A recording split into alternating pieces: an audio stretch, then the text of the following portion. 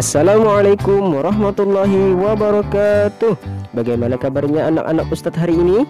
Alhamdulillah, luar biasa. Tetap semangat. Allahu Akbar, Allahu Akbar, Allahu Akbar. Yes, As-Sanabil bersama Al-Quran.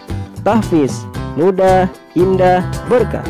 Takbir, Allahu Akbar, Allahu Akbar, Allahu Akbar. Yes, sallu ala Nabi Muhammad. Allahumma salli wa sallim ala Sayyidina Muhammad.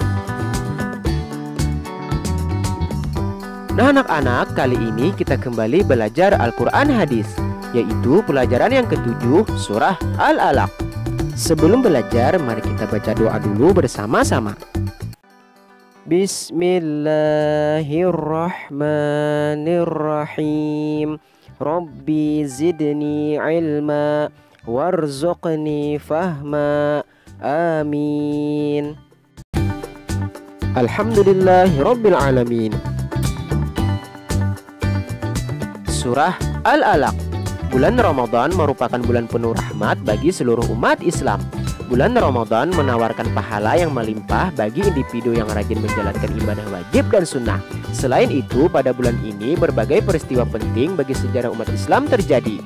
Salah satu peristiwa tersebut adalah turunnya wahyu pertama Al-Quran yang juga menandai dimulainya periode kenabian. Peristiwa tersebut merupakan salah satu peristiwa paling penting dalam perjalanan sejarah umat Islam hingga dewasa ini. Ayat yang pertama kali diturunkan kepada Nabi Muhammad SAW adalah surah Al-Alaq ayat 1-5. Ayat ini dimulai dengan kata perintah Iqra yang artinya bacalah. Membaca di sini tidak hanya terbatas pada membaca mushaf, tetapi juga membaca tanda-tanda kebesaran Allah Subhanahu wa Ta'ala di alam semesta ini. Di antara tanda-tanda kekuasaannya adalah silih bergantinya malam dan siang, adanya bintang-bintang di langit, bulan, dan matahari.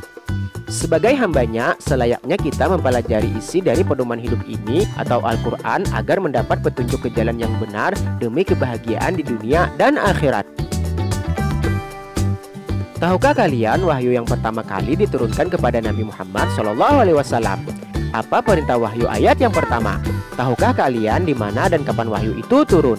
Bisakah kalian melafalkan surah Al-Alaq ayat 1-5 dengan baik dan benar? Mengapa Nabi Muhammad SAW sering berkhalwat ke Gua Hira? Sebelum Islam datang, bangsa Arab adalah bangsa yang berperadaban rendah dan tidak bermartabat. Banyak bentuk kejahiliahan berkembang di masyarakat. Kehidupan masyarakat tidak teratur dan hukum yang berkembang adalah hukum rimba. Sebagai pemuda, Muhammad sangat prihatin terhadap pola kehidupan masyarakat saat itu. Beliau sering berkhalwat ke Gua Hira untuk memikirkan apa yang harus dilakukan. Beliau berharap adanya petunjuk untuk mengubah kehidupan masyarakat menjadi lebih baik. Saat itulah Allah Subhanahu wa Ta'ala memberikan petunjuk berupa wahyu dan sekaligus mengangkat beliau sebagai nabi. Nabi Muhammad SAW adalah Rasulullah atau utusan Allah. Allah Subhanahu wa Ta'ala memberikan bukti kerasulan beliau. Bukti itu berupa wahyu. Wahyu pertama yang diterima Nabi Muhammad SAW adalah surah Al-Alaq ayat 1-5. Wahyu ini beliau terima ketika berkhalwat di Gua Hira, tepatnya pada malam Jumat tanggal 17 tahun ke-40 miladi atau dari kelahiran beliau. Hari itu bertepatan dengan tanggal 6 Agustus tahun 610 Masehi. Pada pelajaran 7 ini, kita akan belajar melafalkan dan menghafal surah Al-Alaq ayat 1-19. Mari kita perhatikan uraian berikut ini dengan seksama. A. Melafalkan surah Al-Alaq dengan baik dan benar. Surah Al-Alaq termasuk surah Makkiyah, yaitu surah yang diturunkan sebelum Nabi Muhammad SAW hijrah ke Madinah. Tepatnya, surah ini turun di Gua Hira sebagai wahyu pertama.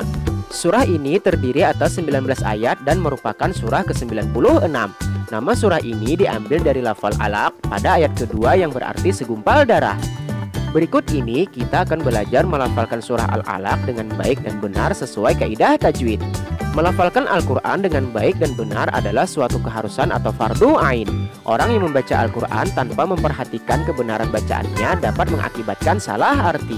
Hal itu juga akan menimbulkan dosa. Jika kita membaca Al-Quran dengan baik dan benar, pada hari kiamat Al-Quran akan datang sebagai syafaat. Kita akan mendapatkan derajat mulia di sisi Allah Subhanahu wa Ta'ala karena Al-Quran yang kita baca dengan baik dan benar. Mari kita lafalkan surah Al-Alaq berikut ini dengan baik dan benar. Bismillahirrahmanirrahim.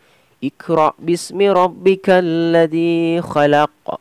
Khalaqal insana min 'alaq. Iqra wa rabbukal akram. Alladzi 'allama bil qalam.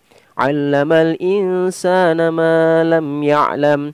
Kalla innal insana layatgha ar-ra'ahu istaghna. Inna ila rabbikar ruj'a. Ara'aital ladzi yanha 'abdan idza shalla.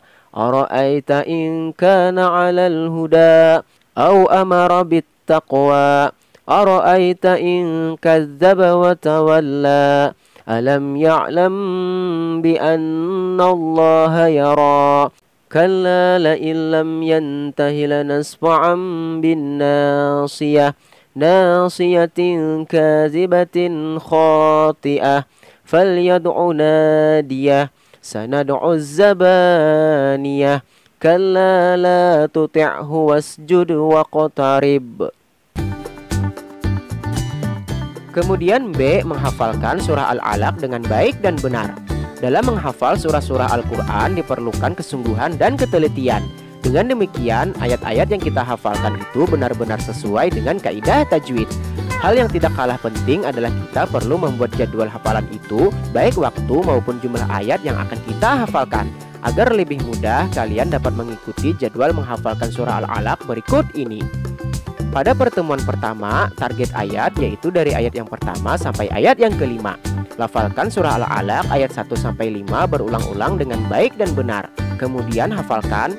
Jika sudah hafal, laporkan hafalanmu kepada bapak atau ibu guru secara perorangan. Pertemuan kedua yaitu target ayat dari ayat 6 sampai ayat 10.